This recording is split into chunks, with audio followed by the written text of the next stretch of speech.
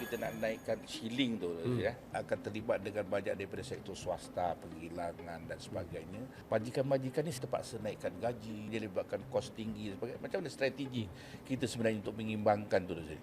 Gaji tu kena naik, tapi produktiviti pun kena naik bersama gaji. Tak ada jalan yang mudah kerana kalau kita nak naikkan lantai tu, contohnya apa yang kerajaan telah buat adalah meningkatkan gaji minima.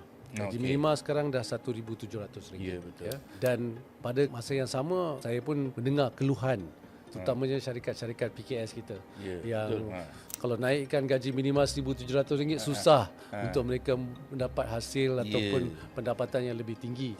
Dan ada yang sampai mengatakan kalau gaji minima dinaikkan lagi mungkin dia tak mampu nak memberi pekerjaan pun kepada mereka yang sekarang sedang bekerja. Tapi itulah sebenarnya pentingnya kalau kita lihat dari segi pendapatan kena ada produktiviti yang naik selari dengan pendapatan. Dulu kita lebih tinggi produktiviti, sekarang berbanding negara jiran contohnya Vietnam dengan Thailand, kita kalah dari segi produktiviti.